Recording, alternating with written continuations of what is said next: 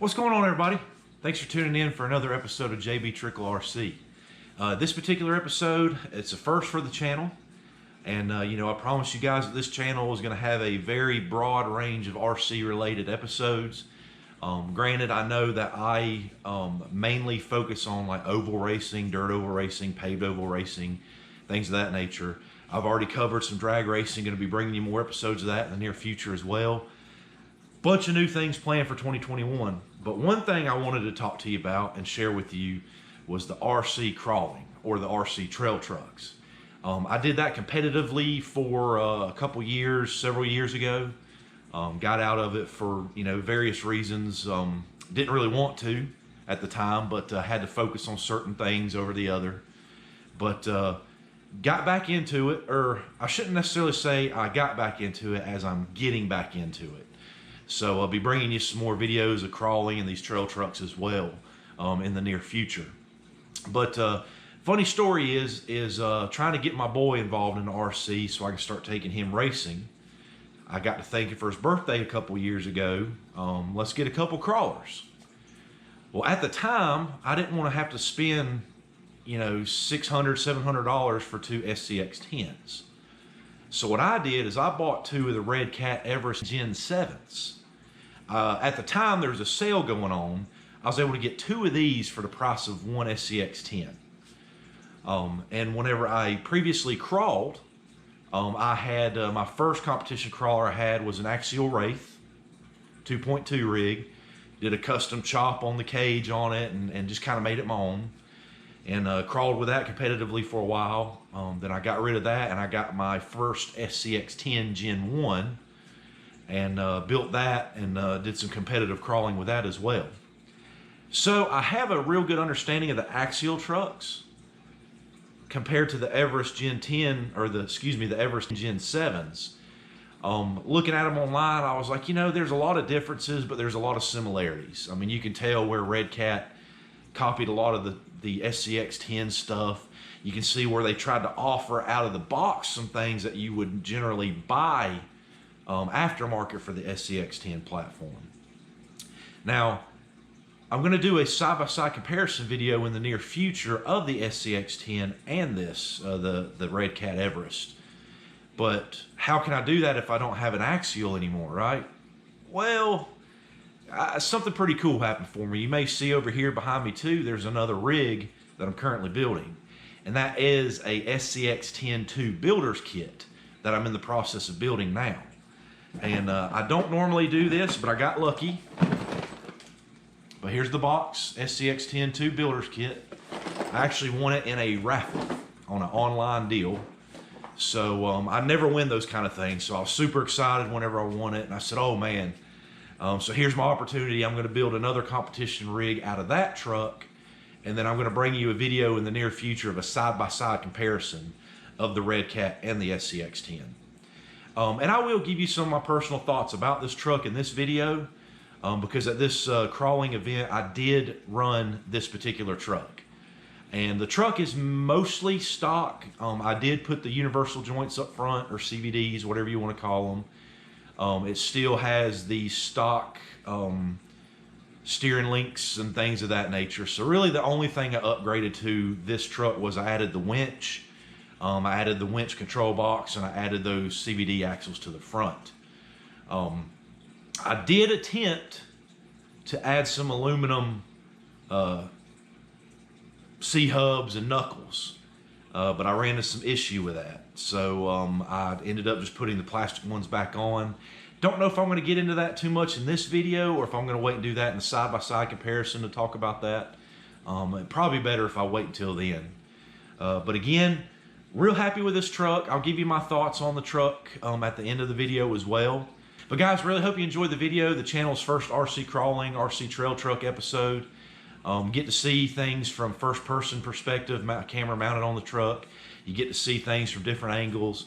We'll go over all kind of terrain, sand, dirt, rocks, you name it. So you get to see a little bit of everything in this video, plus a hill climb at the end. But again, guys, I greatly appreciate it. I'm gonna let you enjoy the footage and I'll check in with you later. All right, so let's get right to it. Just gonna let you guys know ahead of time too, I had part of my microphone covered up on my first person view camera here mounted on my truck. Didn't realize that, so that's why the audio for the first person sections of the course here is kind of muted. Not really muted, but just a little more quiet than I meant for it to be. So that's a mistake on my part. But again, real cool layout here. And what we did, this was not a actual comp per se. Robert, that runs our South Carolina Scale Crawlers group, put this together. This was our first get together in quite a long time. So a big thank you and shout out to Robert Wise for putting this together for us. So this is more of a get together, have fun with some of our crawling friends, get the dust knocked off of some of our crawlers and things of that nature. But and again, this is the first time that I actually used the Redcat Everest Gen 7 in a competition style setting. Again, this wasn't really a real competition. But, you know, I've used these trucks mainly in the backyard with my son, just kind of, you know, crawling. I've got a small course in the backyard we play around with occasionally, get out there and bash them and just have fun. But the first time I actually put it in, you know, into a competitive type setting here. And the truck did pretty good, you know, and you'll see through the video. And I had some tough spots, and the truck definitely has some weak areas. But overall, really good truck.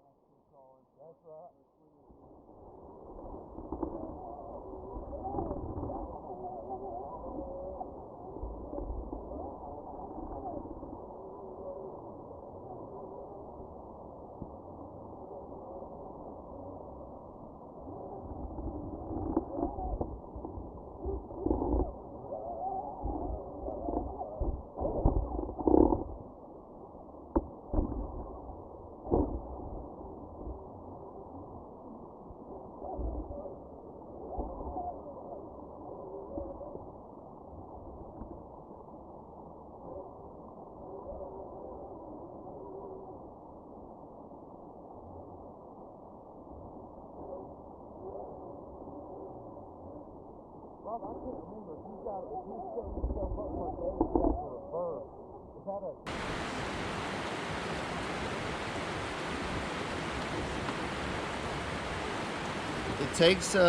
It takes a little wheel speed, JB. Power, Hammond, is everything. Oh. I was about to say, that's the only thing that really holds you up is that back wheel falling in. There's a rip in there. You can do it! Come on!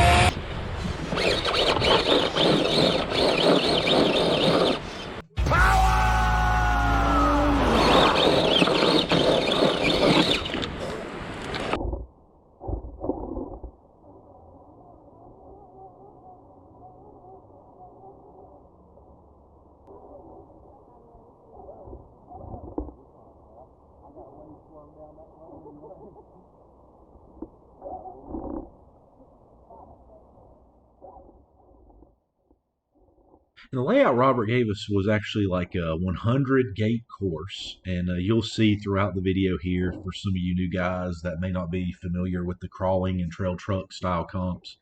But whenever I say gates, there's going to be a series of 2 markers on either side, whether it be flags, tennis balls cut in half, the official axial crawl markers.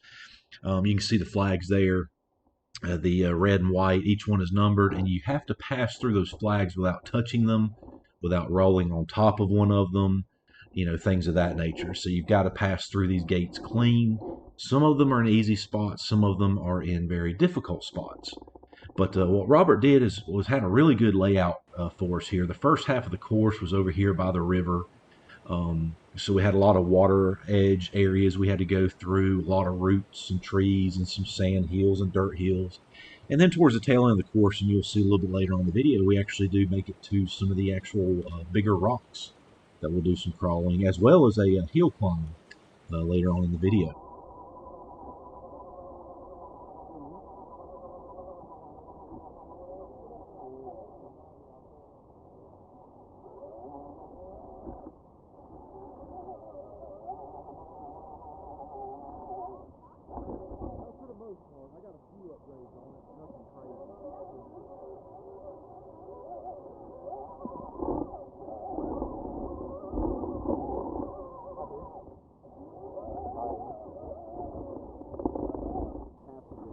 That's right. That's right. There's no powering through this. I don't care how good of a driver you are. Well, you couldn't Jeremy Clarkson it through here. No. Yelling more power the whole way. No.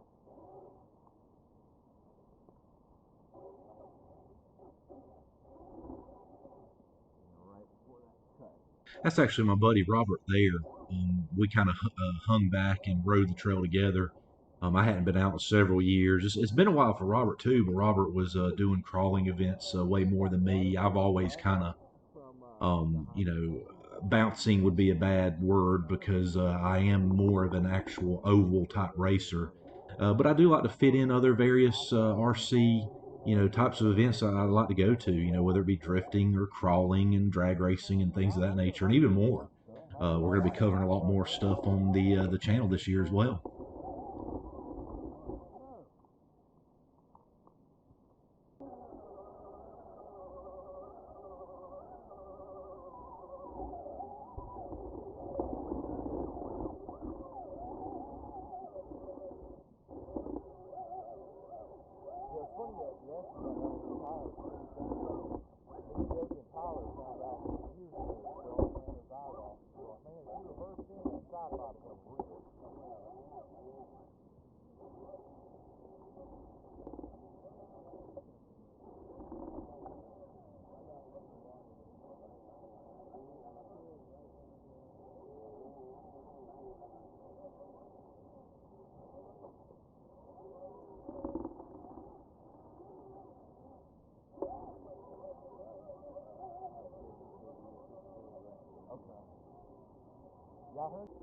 We're actually heading over now to one of my favorite spots of this get-together we had, and going to be going down and crossing the creek, going through the water, and there's a pretty good-sized dirt hill that we had to do to get through the gate on the top side. But this was just a neat area, and one of my favorite parts of this particular course before we get the rocks. And right after this section here, we actually took a bit of a break. We had some people that needed to recharge some batteries. Apparently, a couple people had some undercharged packs, so we just took a break and let everybody get charged up before we went at it again.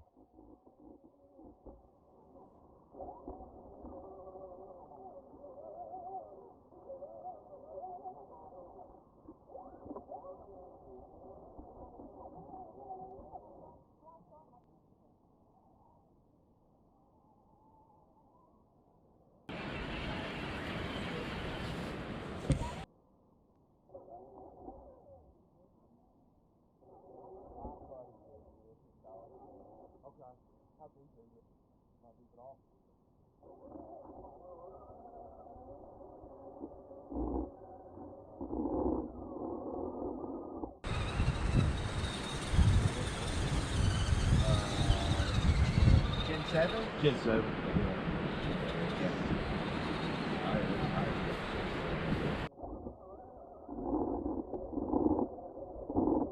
We did a mud log time through the creek. So I will tell you one thing that I'm not a big fan of about this truck. And again, overall, I really do like this thing. But the turning radius, the factory turning angle is very poor. You've probably noticed at this point in the video how many times I've had to reverse, go forward, trying to get the truck pointing in the direction that I'm wanting to take for my next line. That's kind of a pain, and that is fixable. You can improve upon that several different ways. But again, the stock setting is quite poor compared to a lot of these other trucks, such as Robert's SCX10 there that's just pulled away in front of me. Some of you are going to say, you know, hey, JB, why didn't you just put some new universal joints in the front, or CVDs, or whatever you want to call them?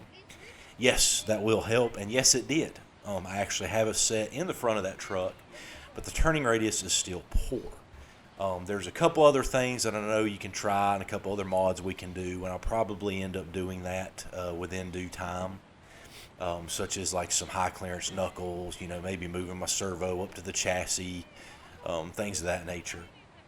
But a couple more things we can try, but we'll get there later on. And from this point here, you know, we've already made it through the woods. We're back beside the river again, but we're actually getting into the rock portion of the course now. So there's going to be several, you know, different size boulders and rocks and things of that nature we're going to be going over next. Do we go up the hill or we go that way? Once you go through, go down to 73 right here.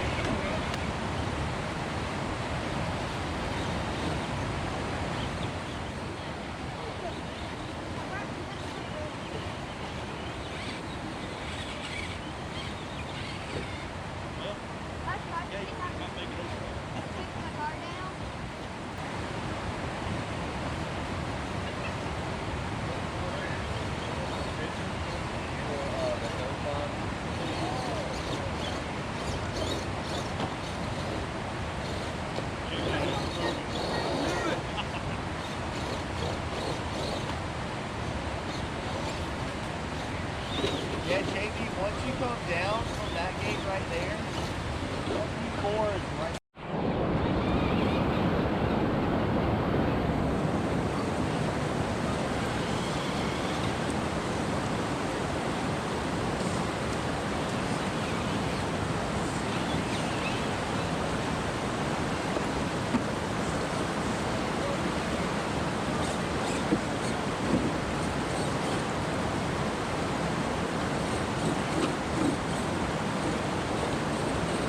JB. So again, that's my buddy Robert helped me out with the camera some today, and a huge shout out and a big thank you to you again, Robert, and for not only putting this get together, you know, for us, but helping me film and you know, all the various things you do for the RC community. And Robert's also got his own YouTube channel. I don't think he's uploaded in a while, but I know that he's talked about considering doing some of that again in the near future. And if he does, it looks like we may be able to bring you some events, you know, from two different channels, and maybe do a collab together at some point. But if you want to check out his crawling videos, because if I'm not mistaken, he has specifically covered the trail truck and crawling side of things, you can find him on YouTube at Will Be Wise.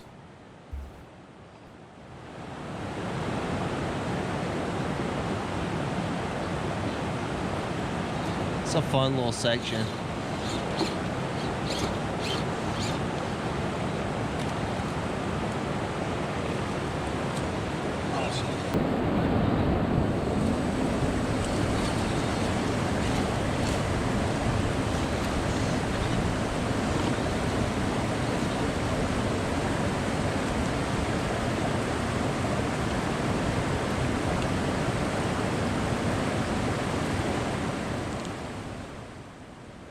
Now, once we get through this section here, we're actually going to get on some of the huge rocks that the river or creek or whatever you want to call it's going to be running through. And then there's actually another section of trail through the woods, but there's a lot of rock and stone and stuff there too. So we're getting ready to get to that portion of the video as well. I absolutely love this place, and I've been here several times in past events with some other crawlers I had in the past. That I talked about in my intro video, but I absolutely just love this location. It's got a good mix of woods and trails and water and roots and hills, dirt and sand, and plenty of rock as well. It's just an absolute blast.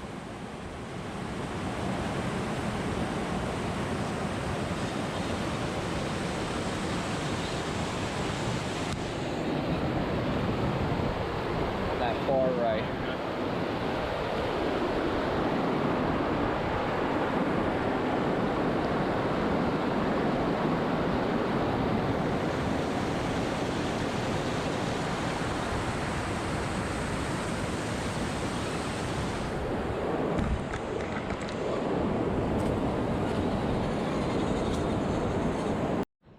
You can see right here in some other sections of the video too, just how much better the turning radius, the turning angle of Robert's SCX10 is. And I believe, well, actually I know Robert was saying that that was a SCX10 II. And I know a lot of those kits, if you get the CVDs for those, they guarantee like a 45-degree angle out of the box, which with a couple other modifications and upgrades can exceed that by a fair amount. So his turning radius was just, I mean, I wouldn't be surprised if it was 3 times more than what my Redcat was capable of. But again, outside of the CVDs, let's see here, I'm trying to think what else I changed on the truck. CVDs and 1 or 2 other small options. The fact I, did a little custom work on my shocks and springs on the truck. It's pretty much box stock. And the truck did perform very good. Like I said, the only real complaint I have out of this thing is the factory turning radius. And, of course, the factory servo. That factory servo is trash, but what ready-to-run servos aren't most of the time. And also, too, you're going to see right here, I'm not even going to lie to you, I struggled through this portion right here because my turning radius was so poor. Robert stood over there for a good 5 minutes at least, helping me up there. So we finally just gave up. He pointed the nose in the right direction, and I went on about my business. So again, just further proof that, one particular weak point and one particular thing I'm not a fan of. But again, don't let that discourage you from this truck, because all of those things that we're speaking of can be fixed. So now we're coming up on another really cool section of the trail right here. I did get hung up, but I feel like I probably could have driven the truck over that rock. But I thought, hey, this is a good opportunity to let my viewers and my subscribers, get a little taste of these scale trucks, crawlers here. And this truck here, like I was talking about in the intro, actually has a mini worn winch. You can see right there that I have a land anchor. That thing's called several different things. But I'm going to hook it to the winch. I'm going to run the winch out. I'm going to hook that onto the rocks. Now, I've actually got an RC four-wheel drive winch controller mounted inside the truck as well. What that's allowing me to do is control the winch through my radio. My current radio that you see me using this video is a Futaba 4PLS. Most other radios, or I shouldn't say most, but there's many radios that you can program a channel to actually run the winch for you. It's going to take a little bit of programming and things of that nature to get it done and to figure out which switch you want to put it on. And on this particular radio, I can put it on several different switches that's on that radio, because it does have a lot of them. But as you can see now, I'm running the line out. I've got a little toggle switch on my radio, for forward to release, back in. It'll pull the winch back in. Then we're going to hook it right here on the rock. I'm going to help myself up a little bit. And again, I know everything we're doing right now is not per regulations and RC crawl and trail truck, the regulations and all that stuff they got. This wasn't a per the book comp. This is a get together. And I'm mainly doing this winch just for you, the viewers, to check it out, and just see how crazy these trucks are. And my particular Everest here that I'm running, I don't even have all the scale accessories on it. Some of the other vehicles you've seen in the video, and more videos I will bring you to the channel. And a project that I'm currently working on is going to be, a lot more scale based. And I'm going to keep you all up to date on that. But Robert's going to assist to hold it on that little ledge on the rock, and then he's going to let go. And then you're going to see that I'm going to use the vehicle's power and the actual winch power to help me pull up on this rock.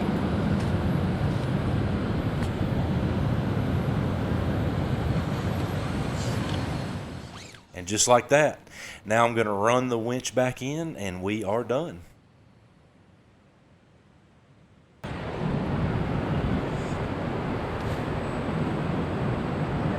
Gives everybody a little something to see for the full experience. And it's still fun to do it every now and then, especially when you're not in competition. When you're in a comp, it's terrible. Yeah. Pull bow never hooks. All right, this spot's tricky.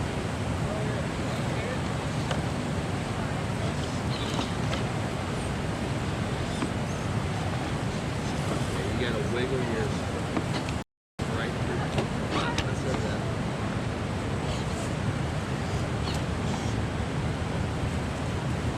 Yeah, if you get your tires flat against this right here, it'll pull right on there.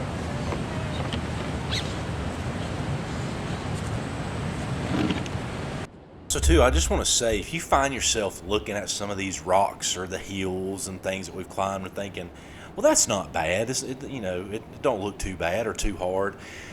The angle of the camera views, a lot of these things you need to see in person to appreciate it and see some of the angles and how steep some of this stuff is, or how vertical some of it actually is. There's a lot of areas that don't look like it's that hard that are indeed very challenging. But I just wanted to point that out.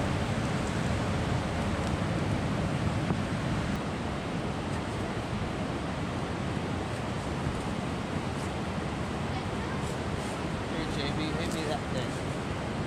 That way. What's that? I went into this and reversed down so you can go out that way.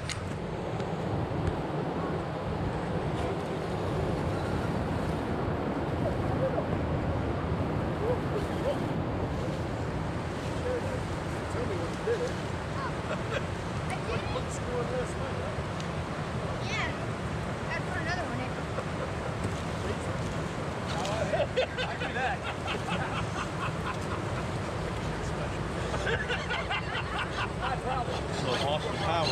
It's that 100%. Especially with your steering.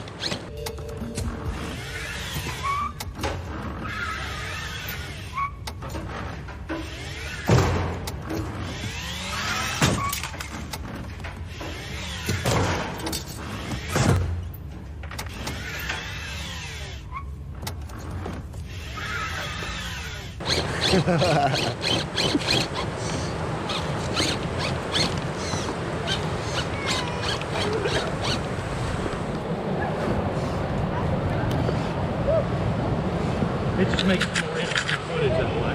Oh, absolutely. She's doing good. I think I've seen better servo in her. Oh, 100%.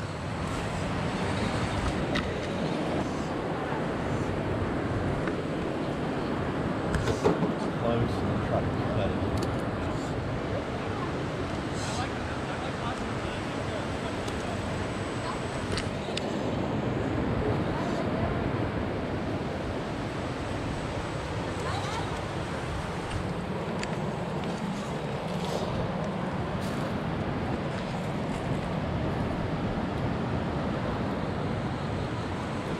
Where are we coming down? Oh, okay, over there.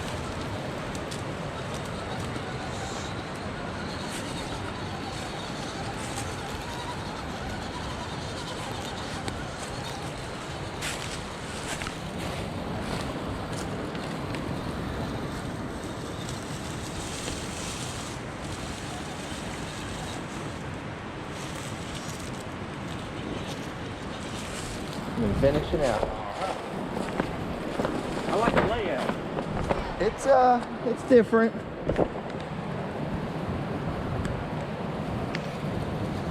It's different from what we do our normal like comp stuff.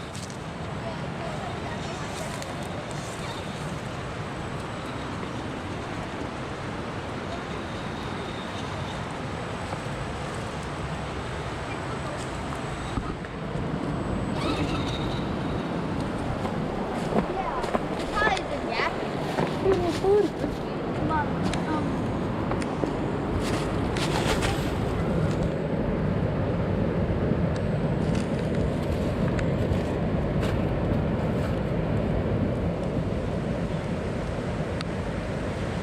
Yeah, come.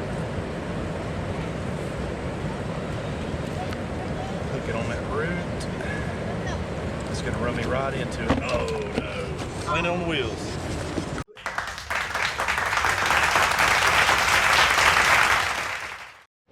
All right, guys, and we're pretty much here at the end of the day now. We're actually doing a hill climb competition. We've already completed the 100 gate course, and now we are doing a small entry fee for a hill climb. If you don't make it, if you hit a gate, if you flip over and can't correct yourself, you can make another attempt, but then you have to pay another entry fee. So real fun course here. And by the way, this truck you're seeing right now, I absolutely love this truck. And he did a fantastic job getting up this hill. And in fact, I give him all the credit in the world. Not only was he the first one to make it up the hill, he was the only one that did it on his first attempt. So big congrats to you. That was awesome. What they were going by was time, and whoever had the best time was able to take part of that entry fee or whatever. But it was an absolute blast. Like I said, to see this truck and this fella here get up on his first attempt, was awesome to watch. Because there were a lot of trucks that attempted this hill climb. Several didn't make it to the top. A few did, and it's a lot harder than you look. And again, like I said earlier, that hill, the steepness of that hill, the angle of that hill, this video does no justice. I walked up and set a camera up on the rock that you'll get to see a couple other views from here shortly. And a lot of the people that are standing up there, some people wouldn't even walk up or down. They walked around the trail. I mean, very steep. It's really hard to judge by this video. But this was a challenging hill climb, but a fun one. A very, very fun hill climb.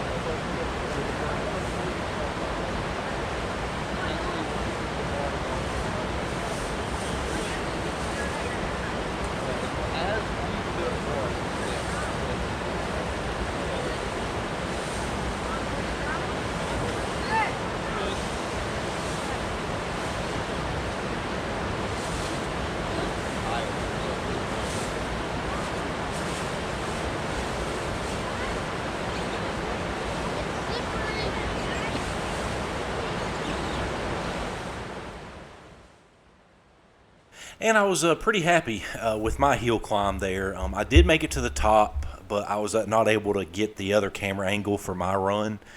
But I finished it in like 1 minute and 45 seconds was what I finished clearing the hill climb, which at the current time was the best time. So that was a good feeling. Proud, real happy with my truck and the way it performed outside of the steering and everything. Again, I'm not going to make you watch me just disappear and keep running the video here. I'm going to cut out, and we're going to cut right into Robert's hill climb. And Robert come back on his second attempt after I did, and not only did Robert clear it and win the hill climb time, I'm going to let you just hear it for yourself. But again, I want you to know my time was 1 minute and 45 seconds. And I was the current leader holding the best hill climb time until Robert made this run. And it was one good run is all I'm going to say.